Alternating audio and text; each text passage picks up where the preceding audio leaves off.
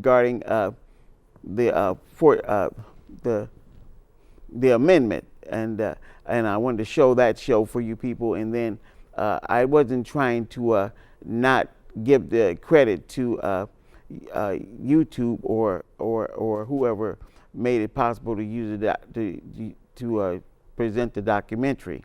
And that on Hulu is when I did a show last week regarding Hulu, and it was on Hulu, and I was playing the show, and they forgot to recognize Hulu as the people which were the presenters of the show, and it was really bringing some very important information to light regarding individual and injustice, and that I wanted to get on POFO Community for Justice, because I want to make it very available to all you people out there in TV land and cyberspace, that if you need information or you want information and you don't need to dig through different programs like Netflix, Hulu, HBO, and all that, I put wherever shows I can get information from, I'll bring them to POFO Community for Justice to reach you people out there in cyberspace. And the documentaries, I'll actually be giving you the information who made it possible. And right now, I'm going to bring up 2020 in a little while, and it's going to be about regarding an African that is in the United States, and he got this white woman that he was going with or had a friendship with, and someone killed her child. And immediately the people, he lived in a town where it was 98% white, and they were immediately just took it for granted that he must have killed the lady's child, and wanted to believe that he was the culprit and the villain. And I just want you people out there in cyberspace to know that Negro, colored, black, African Americans, and people of all ethnicity go through the same troubles. But I want you to know that black people got the same problems that we've been faced with. People always want to accuse us or to have committed a crime, which we hadn't, but they want to believe that we had, because whenever a black person get with a white woman or a white man get with a black woman, people be thinking that that's something horrible, and they want to condemn it. And then you hear when Donald Trump is talking crazy or acting a fool, saying he put his hand on a woman's dress and touched her private parts and on top of her clothing or under and put his hand in her clothing and did things. It seems like it's okay. White on white crime doesn't seem as if nobody wants to make a deal about it. Nobody wants to really be upset about it. But when black folk are involved in crimes or alleged crimes, or they make a big to-do about it. They want to hang him from the highest tree. They're still after O.J. Simpson. This lady been dead, Nicole been dead 22 years, and they still, everything that people do, they still want to reflect on O.J. Simpson as a culprit or an evildoer. And I just want all you people out there to know that we as Negro, colored, black, African Americans, we're not really trying to do crazy things. And you got enough white Americans that really don't share that negative side about black people are animals or jungle bunnies or all these other evil things, that conclusion that people come to, and all the language that they used against O.J. Simpson when they tried to find out that, oh, you're not us and you're not a part of us, and we don't want nothing to do with you. We don't want you in our golf clubs, or we don't want you in anything. And so some people just take a real attitude about Negro, colored, black, African Americans, because that hatred kicks in, and boy, I mean, it just be evil. But we have some really wonderful people that come out, white people, that help black people try and solve problems. And this black man, which they were trying to put him in prison, the prosecutor was really trying to really take him down for a crime that he said, I had nothing to do with this child's death. If they look further, the fingerprints should have been investigated, or try and figure out who the culprit was, like they do in C.S.I. and other things. But their mind was so dead set on that this spook must have did something evil to this woman's child, because he was so obsessed with this woman and just trying to get her back, and was trying to use that mental imbalance thinking that he would kill this woman's child in order to win this woman back. And that's just really horrible.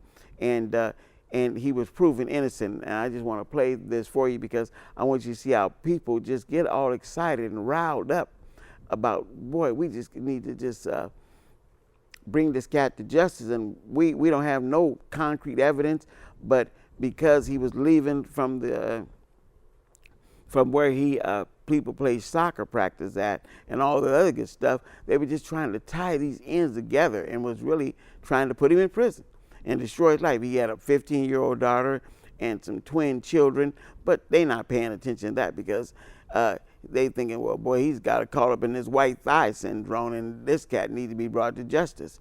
And people just get together and hate we as Negro, colored, black, African Americans, or all people of different ethnicity. They just hate that don't pollute our race or attitude, just horrible behavior. And I just want you people to know and see these things in reality. This is 2016 going into 2017, and people still have all this animosity and hatred toward people. So you have to be very careful as human beings. And I don't care if you're women or men, people always just treat you like, well, she didn't have her head on straight or he didn't have his head on straight when he got caught up with these Negro, colored, black African Americans, and they feel that we need to bring them to justice, and we don't care if we hang them from the highest tree or whatever we do to them. We just want put them in prison forever, the rest of their life. That was the thing that was tried to destroy O.J. Simpson. He was put in prison, and because he had won the case, wasn't found guilty of for Nicole Brown's death. But it's just that people are just so enraged with just because this man thinking that he done crossed over and think he ain't a nigger or colored or black or African American no more. They just feel that he ain't one of us, not no more. And especially if he did something horrible to this white woman, and he needs to suffer the consequences to the full extent of the law. And I'm saying, if no evidence pointing to him, and believe me, there was no evidence pointing to him except for affirmative had manufactured false evidence, but nobody was making an issue of him. And you'll see the police did all kind of corrupt behavior, and then when they couldn't get him, they just said, we ain't even going to look for a suspect because our mind is made up that he did it, when it was someone had been brought to justice. But to this day, 22 years later, no one's been brought to justice. And so people try to we sued him and on a civil suit, and we won because it's not, you don't have to prove nothing beyond a reasonable doubt, or just if the information looks like it makes sense, then the people will believe it makes sense and say, well, oh yeah, we won. Everybody relax now. We've gotten him. So I'm just saying to you people out there in cyberspace, and as human beings, look, we're all human beings. We're all in this together, and we need to start treating each other with love and respect and compassion toward each other, and let people live. Let human beings live and be with who they want to be with. I don't care if they're gay or straight or whatever. If they choose whatever lifestyle they choose, that's their lifestyle. But people are always trying to make indifferences about people and make issues of people and trying to frighten people and scare people and do horrible things to people, and it's just terrible. You got all those, when you got people from different countries fighting right now, and they say ISIS is after the United States, and they got people trying to fear. That's what America keeps promoting. And then, of course, we turn tail and get out of the fight, but we leave all the country in turmoil. We done made billions and billions of dollars off these countries and got them fighting against each other, and the kids have grown up to become warriors and grown up to be and if these trying to use a term that they're terrorists, they're just saying, hey, I didn't see my mama killed, my grandma killed, brothers and sisters killed, my babies killed, and all these evil things. Don't think that these people aren't mad at the United States about that, and justifiably so, because you just can't keep bringing all this disaster to people and then trying to look straight faced because you're living in America beyond the reach of these people in different countries, but they're here and they're coming to get you or us, period. Because it's just that people are sick and tired of being sick and tired, and people keep doing all this crazy, evil, wicked stuff as Americans. So that's what he's saying. Well, they're just Americans. So let's get all the Americans and let's do all these evil, wicked things that they have done to us. And no selection of anyone. It's just that we just want to do this. And I'm just saying that we just steady bombing their countries and then pack up and leave after we done squandered everything, their resources, and they don't have no money or anything like that, or very little money, and their families need to eat. And they're saying, look, we need to eat, we need food, we need water and shelter. And we're not even looking at that because we live in America. We're thinking that if I'm doing good, everybody's doing good, and that's not the truth at all. There's many people that live off $1 a day or less, or $2 a day or less. And even in the United States, when people say the richest part of the America is the 1%, well, believe me, that white folk ain't living high on the hog, and they realize that. So you hear Sister Clinton talk about, well, we're trying to do the middle class and bring them into the circle and take care of the middle class. But well, what about the poor people? What about the poor people? We're trying to get them together. And Donald Trump, he's as nutty as a fruitcake. That silly, willy, gas, happy individual. So I just want you people to know that we got people running for presidents, and be it Hillary Clinton or Donald Trump, and he's just saying whatever fall out of his mouth, and he goes against his own people in his camp because he don't like to be upstaged by anybody, even though they're agreeing with him. At the same time, he's mad because you saying it better than he's saying a lie or a fiction or a fictional conversation or non-truth conversation. So pay attention and learn to trust God Almighty. Learn to trust righteousness and learn to be fair to each other as human beings. I don't mind helping any and everybody because I believe in helping human beings, period. And that means all over the world.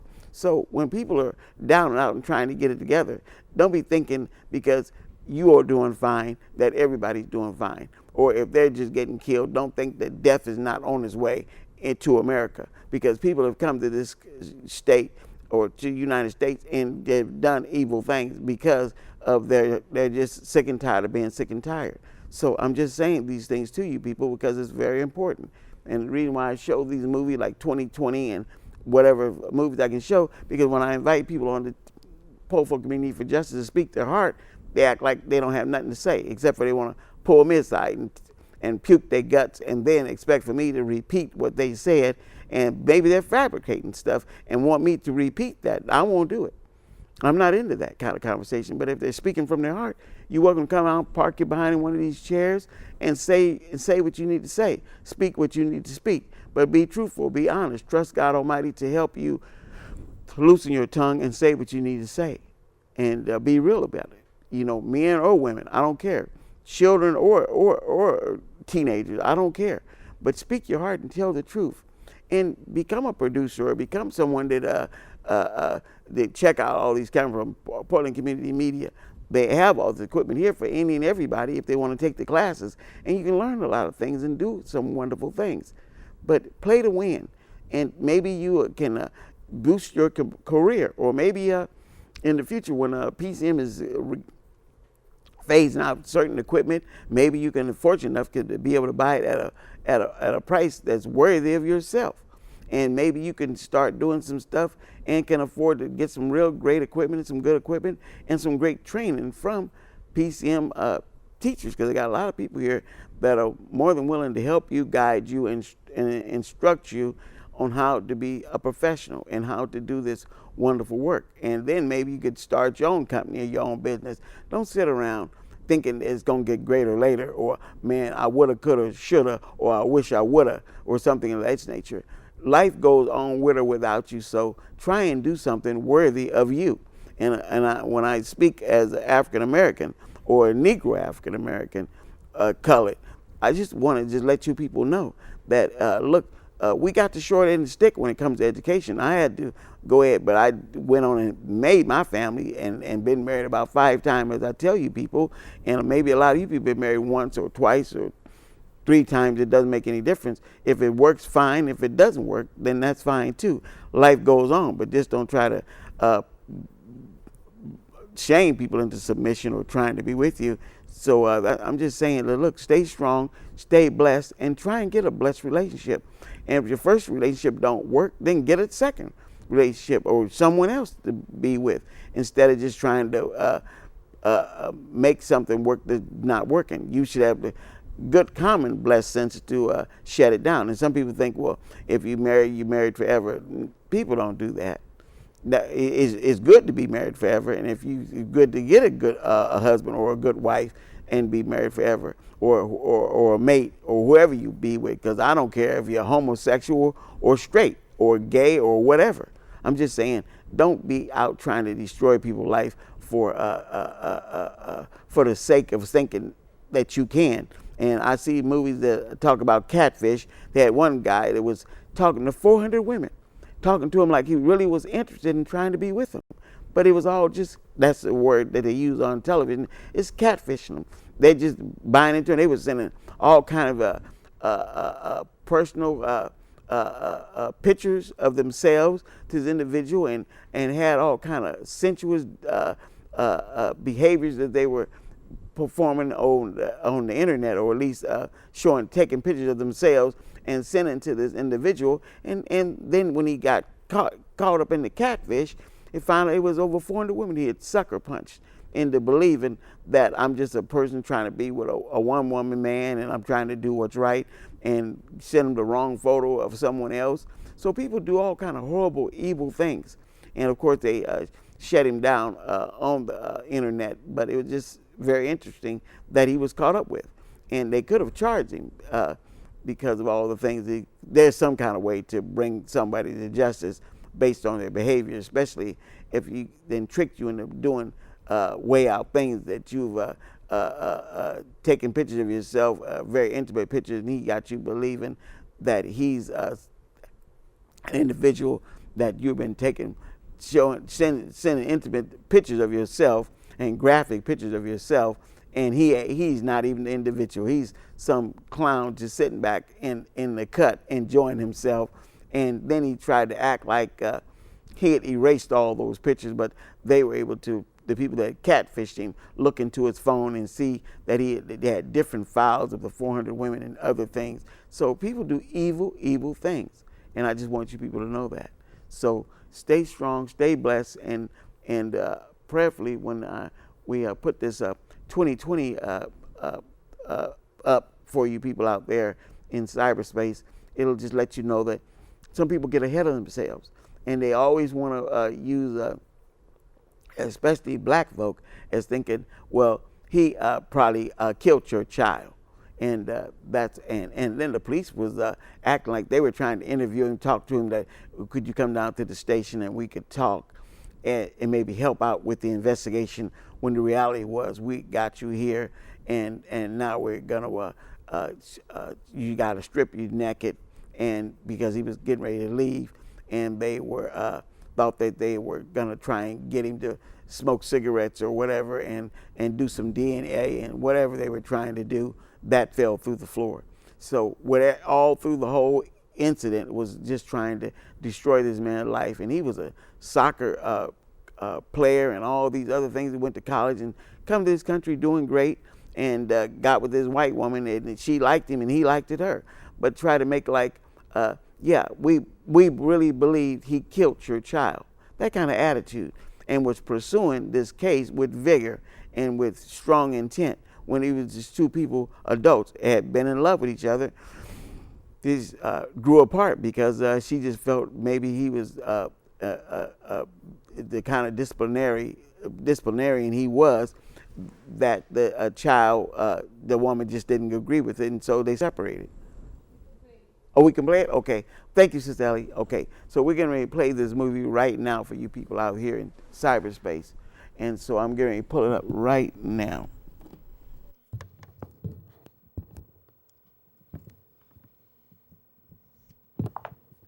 And we'll start it for you people out there.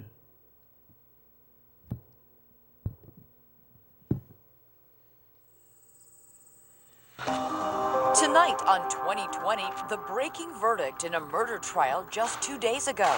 Please be seated, ladies and gentlemen. A single mom, a hometown heartbreaker, her 12-year-old son, and the college soccer coach, Nick Hillary, who dated her, and some say would do anything to keep her, even commit murder. Why would he go and do this to Garrett? Police say it was rage taking out the son who stood in the way. They're breaking up because of Garrett. He says it was race, targeted as one of the few black men in town, dating a white woman, interrogated, forced to strip, the tape you'll only see on 2020. I have crossed the line of being a black man. You think it's all about race? It is. We are inside the crime scene. The killers leap from a second-floor window 18 feet down. Nobody in any of those three houses saw a man jump out a window? Police springing into action. You were already prime suspect, number one. 100% innocent. But what he can't remember. Cannot recall. I said I cannot recall. I just cannot recall. And what the prosecution won't let anyone forget. This surveillance tape. Garrett on a skateboard. Nick's car pulling out right after. Guy was hunting the kid. Or is this the tape that says it all?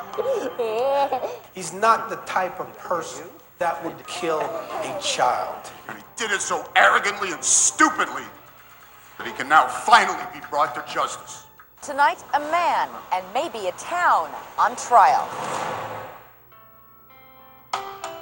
St. Lawrence County in the Adirondacks at the top of New York State. So far up, if you take a wrong turn, you could wind up in Canada. The Raquette River runs through it. Tractors, silos, and dwindling herds of black and white dairy cows punctuate the endless green acres.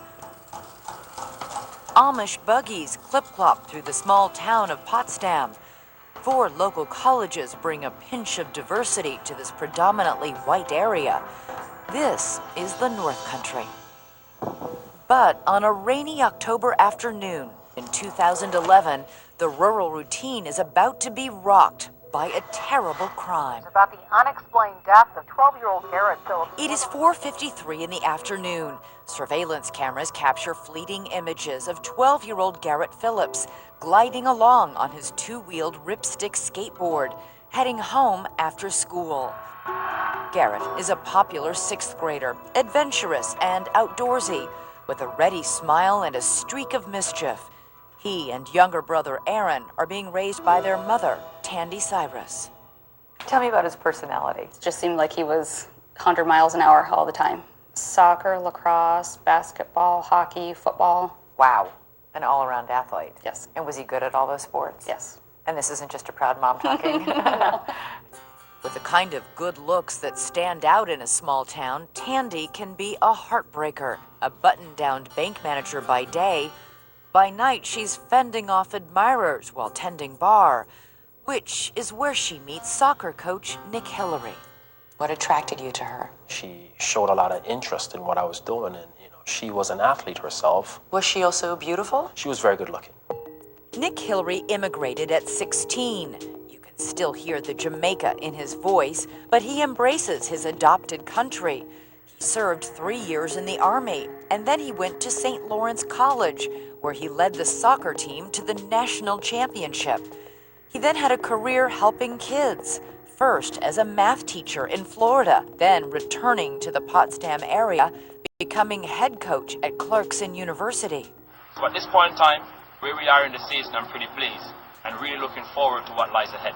The former standout soccer star and his kids stand out for another reason as well. They are one of the few black families in town. Do you feel like you stuck out? Oh yeah, most definitely. Sometimes you're the only one of color in the grocery store. And then in 2010, the Jamaican-American soccer coach and the local beauty Tandy Cyrus become involved, started dating. The attractive couple attracting attention in this small town, which is nearly 95% white. What was the reaction in town? There was a little bit of mixed opinions, I guess. Gossip, small town. Oh, I can't believe they're dating, or that's weird. It was just a very hostile environment for myself trying to have a relationship with Tandy. The relationship lasts about a year until Tandy and her 2 kids move out, all happening just weeks before that dreary Monday in Potsdam. Garrett heading home to their new apartment on Market Street on his ripstick, the last ride of his life. He has just 8 minutes to live. We heard running next door in the hallway, and then we heard a loud crash. Across the hall from Tandy's place, college students Sean Hall and Marissa Vogel are watching Dexter. The show, about a serial killer, is interrupted by something that they say sounds like a body hitting the floor next door. I said, "Did you hear that?" Either no or ow, and then definitely a help. So I knew it was one of the children right away. It just sounded urgent.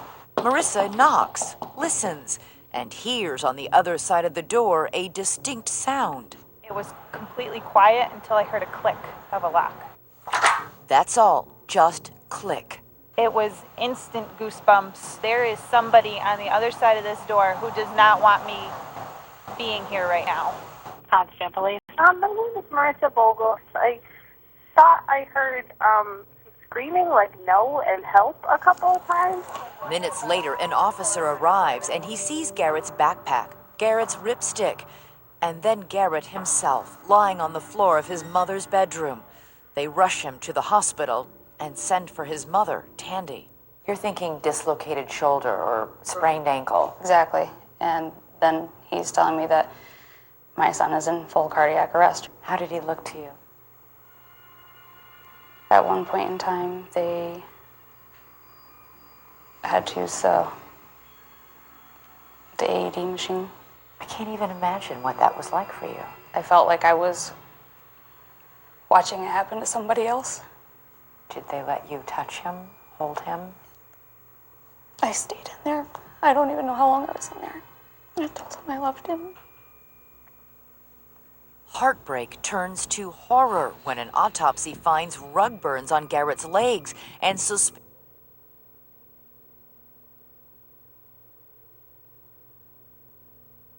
marks on his face and neck. The cause of death, suffocation and strangulation. 12-year-old Garrett Phillips had been murdered. I can't even fathom at what point the shock begins to wear off and the questions begin. The next day, I had gone down to the police station, and that was when I had found out it wasn't an accident and that somebody had been in my apartment. Potsdam police told the public they would work the case as best they could. The killer was in her apartment, but how did he get out? Lead investigator Mark Murray takes me inside the crime scene. What did you notice about this window at that point? The screen forced out. It was a big set of metal blinds, and the window was slightly up, about 1.5 feet. Police say the killer made an acrobatic escape from the rear window of Garrett's apartment. It's around 20 feet from the windowsill down to the ground. Wow.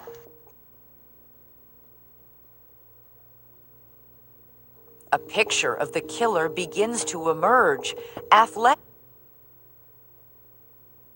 and judging by the drop and the gouge in the ground, possibly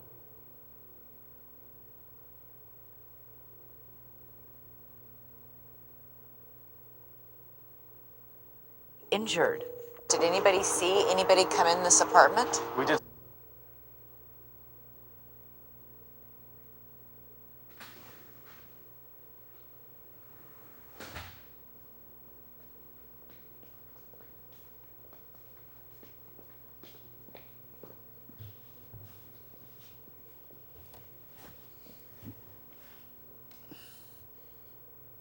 Okay.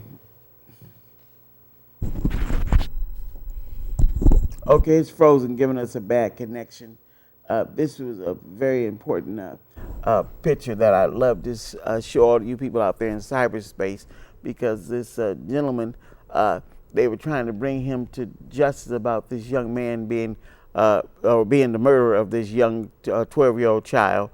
And this very intelligent, highly educated African hadn't did that, and he cared about that child and didn't commit that murder. But these people had their made up mind and wanted to believe that he had done so, and they committed a lot of real horrible things against this man, and he was going to sue them, and they tried to press that issue regarding him. So every time he opened his mouth or tried to explain himself that I hadn't injured or hurt or killed this child, they didn't try and find out who the real culprit was or bring the real culprit to justice, and because they had this made up mind that we want to bring you to justice and accuse you of this behavior. So that's what was going on. The picture kept freezing, and so I just won't finish playing it until I can figure out a way to get it to play straight through for all you people out there in TV land, because it's that important of a movie to see.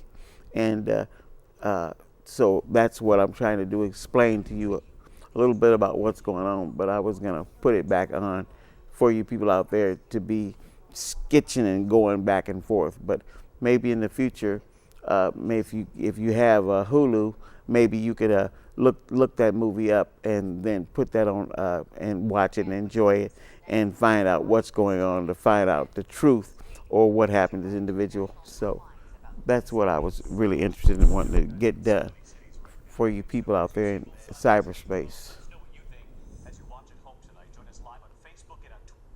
All right, and I just froze it right now, and that's what I want to do, is bring to Americans or human beings their attention to, we need to start loving and caring about each other as human beings and not being so judgmental and so quick to jump to conclusions to injure or hurt one another. You just have to stop that. Okay, I just stopped it. All right. Stop. It's okay to start it? Mm-hmm. Stop. Oh, it's stopped. Okay. Okay. Thank you, Sister Ellie. So anyway, that's what we're trying, that's what Popo Community for Justice is all about, is wanting to keep every human being abreast to what's going on and to not be so quick to jump to conclusions or so quick to injure or hurt people because you're angry or mad or following false leads and that are taking you nowhere. And there was another movie that I saw regarding a young lady that told a lie about she had been raped and her mother done bad, and first she tried to make it sound like she was she's from a university, and that she tried to say that 5 people had made her perform oral sex on people, and then she had changed the story to, well, she was raped by 7 individuals, and then she's trying to use another young lady's information that used to go to the university and had filed charges back in the 80s regarding how she had been taken advantage of. And I was going to play that tape for you in the future, but I didn't. I'm not going to play anything in regarding that information. But she was never mentioned. Her name, they gave her a made-up name, but her name, her identity, and then she was an adult. So it wasn't like she was a teenager or anything like that. But these were the things that maybe they wasn't mentioning her name because the point in time when the incident took place, they were not trying to make a real issue of it. But she was lying and making up these false charges and trying to bring to justice innocent people. And Rolling Stone magazine, everybody got involved, and the feds got involved because it was like a horrible thing, and people were very concerned about it. And we're trying to get this matter solved. And then the reality was there was no rape or there was no sexual assault. And the one lady felt very bad because she was pursuing the story and was trying to help this girl get justice or bring these people to justice or find the culprits or the alleged culprits, and there was no alleged culprit. She had been very fictitious. She's very creative in her thought and mind. She had stole some storylines from movies that she had seen in the past and all kind of wild stuff that she had did. In that case, it'll be coming up very soon. And that's a case that's very interesting. But this is a woman that had her eyes or desires for a gentleman that was in college. And because he wasn't paying no attention, she created the fact that someone had raped her and or had molested her or sexually molested her. And then she had told that story, and then later on, years later, she had told another story, try to make it look like 7 people had raped her and had their way with her and had this confusing conversation. And then when the people were trying to investigate, they found out she was just an outright liar and wasn't telling the truth. So you have people trying to get to the bottom of things and bring people to justice, and that's what life is all about. Try and get to the bottom of what's going on. Don't just take things at face value, or don't just not be willing to find real factual information or want to get to the meat and potatoes of what's really going on. Because some people are telling you the truth. Some people are saying that they were played out of pocket, sexually harassed, or done wrong, and people have made them perform wild acts, and they had no recourse, and believe they had nowhere to turn. But because we have policemen and we have a police force in every state, everywhere, hopefully someone will help them champion their cause and bring people to justice, but not be so fast to jump to conclusions and quick to judgment. And especially when it comes to Negro, colored, black, African Americans, because people just in a blink will try and take it that these spooks got to be up to something or done something, or he must be guilty of something. So if we get you now on this, it'll be just like something you got away with a long time ago, and now you're finally being brought to justice now. And irregardless of how flimsy the case is, it still can be a case, and we're going to pursue it like it's a very serious case. And many Negro, colored, black, African Americans' lives have been destroyed or ruined. Just like this college soccer player, his life was ruined. He lost his job.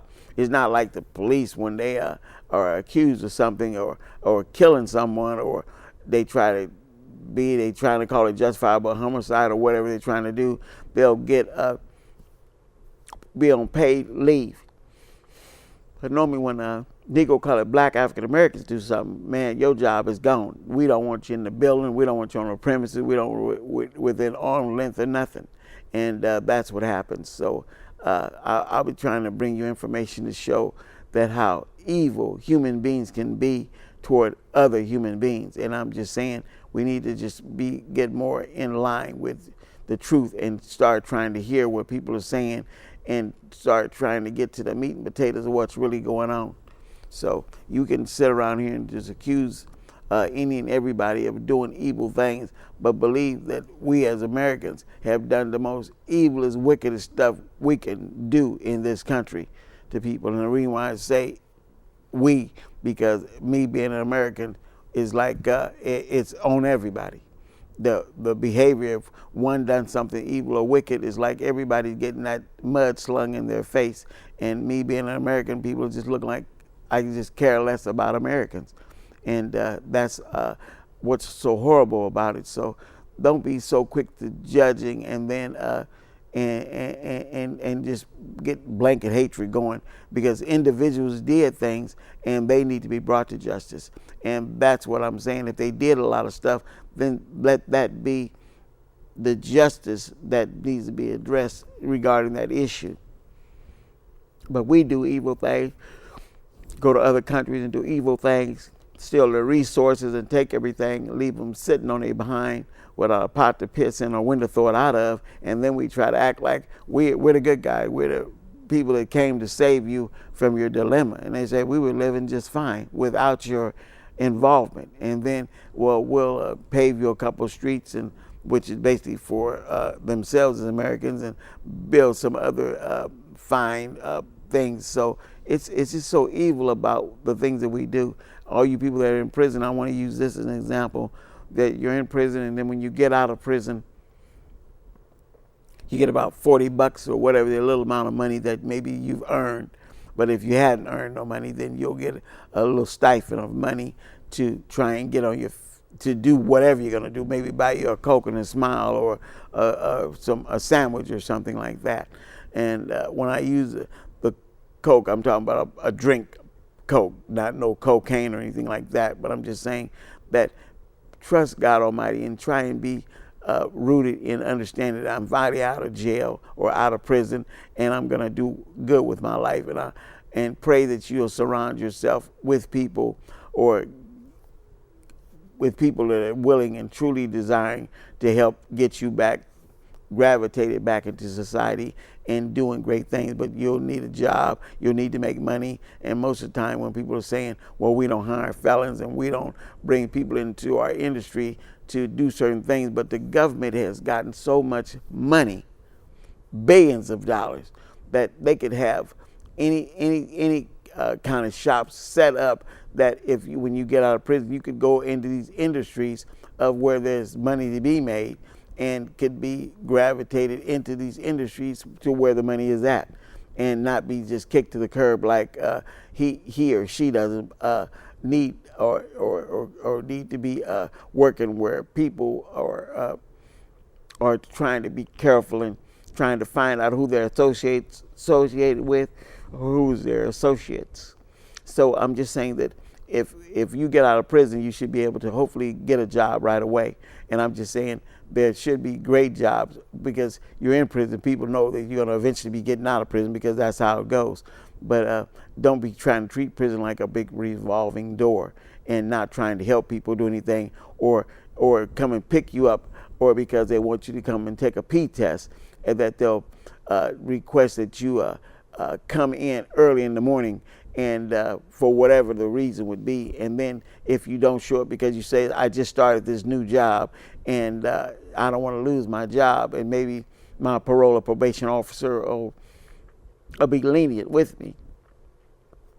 That's the furthest thing from his or her mind, because it'll be, you didn't show up, so we'll get you for a violation based on your not having conceded to our request. But some people just don't know that they just can't be called the next day, that you need to come in the office and report to the office today or tomorrow, and they need to have some kind of grace period where we need a certain amount of time so you can convey to your boss or to your new employer that I'll need to not to come in later, or some other day that'll be sufficing to you or themselves, and maybe I can go talk to my probation officer and work that out. This is the kind of caring and compassion that human beings should have. But when you get parole officers, probation officers, men or women, they're thinking because they got that little gun on their hip and they can talk crazy to you and talk silly to you, I believe that down the road that they'll reap what they sow in their behaviors, because of that silliness or that evilness or that wickedness is you'll reap what you sow in trying to destroy or wreck or tear down other people's lives. You're going to need to understand that when you're trying to keep food on your table, the person just getting out of prison is trying to put food on his or her table too. And they're trying to eat and they're trying to do what's right. And it ain't all about drugs or alcohol or going back to a shady life. They're really trying to get their lives together, and you should work with them and try and be cooperative with them and caring about their situation and help them be a better individual. And I'm just saying that because it's very important that you get out of prison, you're downtown in the halfway houses, and then the people are riding shotgun over you and want you to perform certain functions and keep going to certain classes and all kind of things. And you're like saying, well, how can I've been in prison for years going to these classes, and now I'm out of prison. Now they want me to resume going to these classes, and when is enough? And so it's like people got tons of certificates from different classes, or just say when they were in prison, they just said, I'm not going to take the classes. I'm not interested. And then it's like, well, now you're out of prison. This is a part of your stipulation that you need to be taking these classes, or concede to my behavior because I'm giving you a direct command that you need to be taking these classes, and this is a setup, another way to put you back in jail or to bring you back into the revolving doors. So these officers or whoever they're working or whoever you're working with need to try and understand that it ain't that old hard shell, that beat down, stomp down, kick them to pieces. That's not the attitude to have. When you're in prison, the system, I think, was at one time getting $100 a day per prisoner. $100 a day per prisoner. And then when you get out, you don't have nothing. And you don't have nothing going for you. And then they give you a little $40 or either you can go get you some food stamps or whatever it was at the time. And that's all you got going. And then if a person is selling his or her food stamps just because they want to do something different or get something going for themselves, that's what happens. So people start getting shady and doing these little evil, little wicked things, which is detrimental to themselves, but they're trying to come up.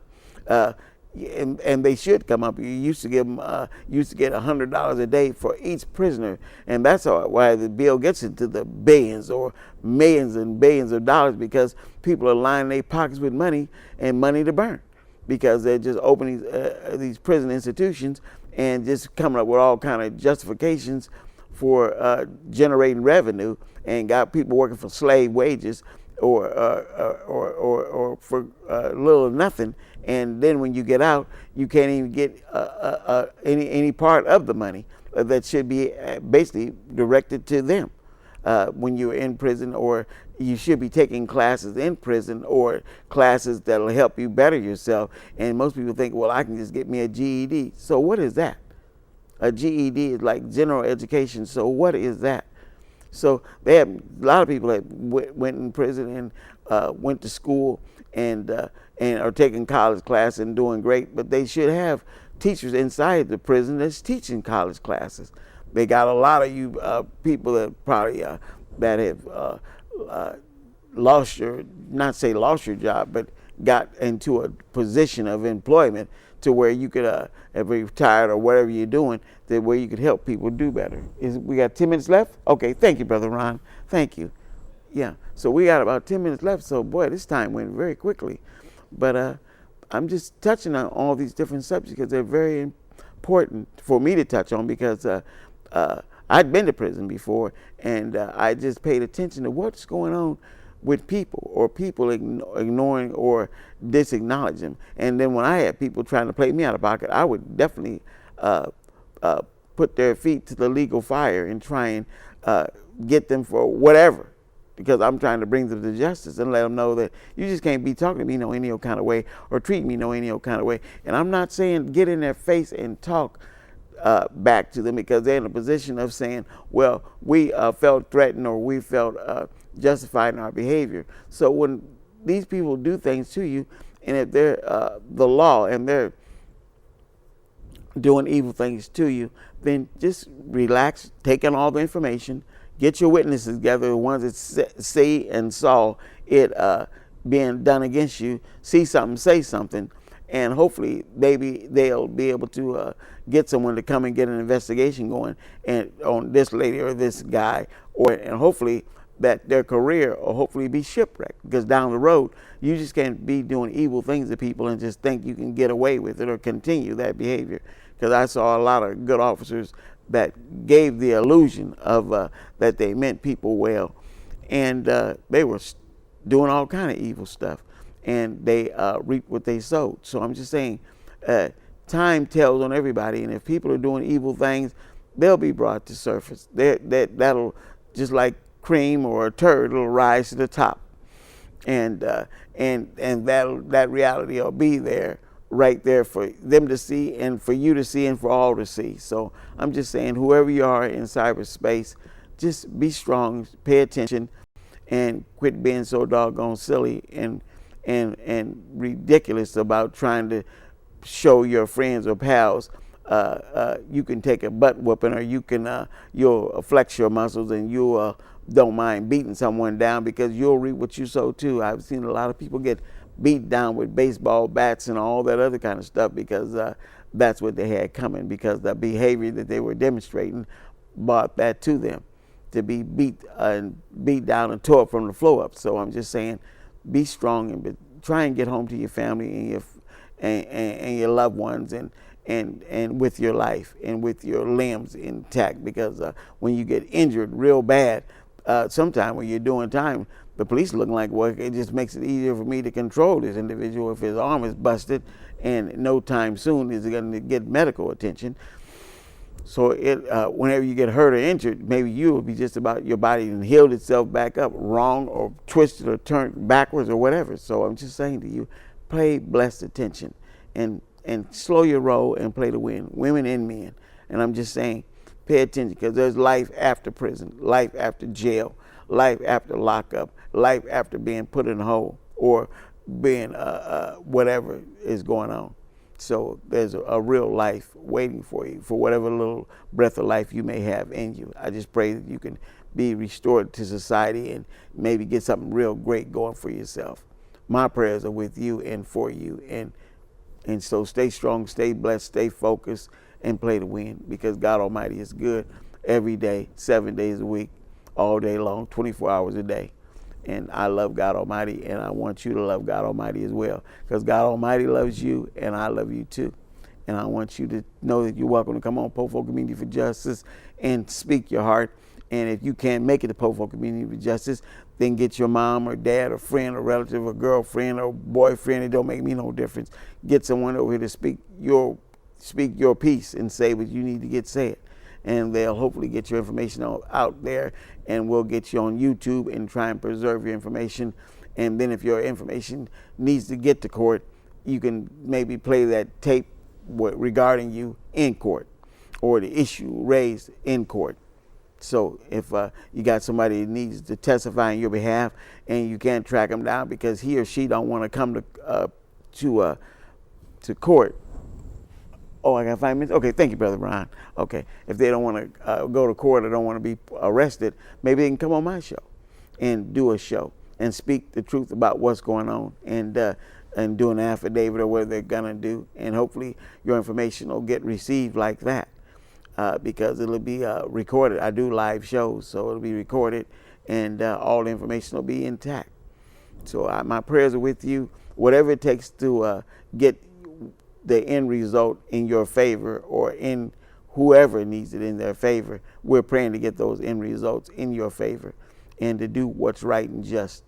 I'm pursuing like I said, Po4 Community for Justice. I'm after U.S. Bank, and I'm after Millennium, and I'm after Aquin Loan Company. And they did some evil things to me, and I'm trying to bring these people to justice. And that's why I say to you people, Po4 Community for Justice, that's what I'm trying to do. And I invite people to come on. I have an attorney. His name is E. Andrew Long, and I would love you to join in with me on this lawsuit, or join on my show and speak about your lawsuit against whatever company or individuals doing evil things to you, because Wells Fargo was in some trouble a little bit ago, and I don't know the particulars about it, but the people have problems, but they need to be brought to justice. I know they had done something, but I just won't go in depth into. But later on, I'll look at a film, and it'll show me and tell me exactly what was going on, and I'll convey that to you people out there in cyberspace. So stay strong, stay blessed, trust God Almighty, trust yourself, and try and do what's right and just. And for whatever, learn to give and learn to forgive and to be forgiven. And hopefully that'll be really good for you. So do whatever you need to do to make life better for human beings. But we need to look at the whole planet as being the world. And we need to live in this one world together and try and make life better for everyone. And all these floods that we're having, this is just the tip of the iceberg of what's going on. Donald Trump's trying to act like he don't know nothing about the floods or anything like that, but this is the real deal. So pay attention, because America is going to be faced with some real hardships in the near future, and people are trying to live it up like we're don't have no problem or anything, but understand from state to state, you can see these horrible things taking place where cities are flooded. Water is running between 6 and 7 feet. A house is 12 and 15 feet. and almost up to their attics. So I'm just saying horrible things are happening to human beings, and we need to get more humanized to start paying attention that this could happen to you. And don't be thinking because it's in another state that it wouldn't become to Portland, Oregon, or the state of Washington or anything like that. All these horrible things are coming to everybody, and one day we're going to be the center of that attraction. So start paying attention, and prayerfully something good can happen for you and for whoever else want things to happen better for themselves. And I'm just saying, all you people all over the planet, God Almighty love you, and God Almighty will help you help yourself. And a lot of you people that saying you're devout Christians and you love Jesus and you love the Lord, and you being killed left and right because it's just, that's the way it is. So I'm just saying that you can pray all you want to pray, but trust God Almighty to help you help yourself. We got 1 minute? Okay, thank you, Brother Ron. All right, so I'm just about off the air now. I hate that I didn't get a chance to show the movie that I wanted you to see, but I'll be paying that for you soon, and you'll be able to see it on Poor Folk Community for Justice, and bring all your problems to Poor Folk Community for Justice. Because in God Almighty we trust, and play to win. And I think time is just about to start running out in just a moment. And thank you again. And you stay, all you wonderful people in the hospital, get better. And my prayers are with you. And I pray the best for all of you people out there. And anybody, if you're in the hospital, sick or well, the prayers of God Almighty is with you. That's people that love you.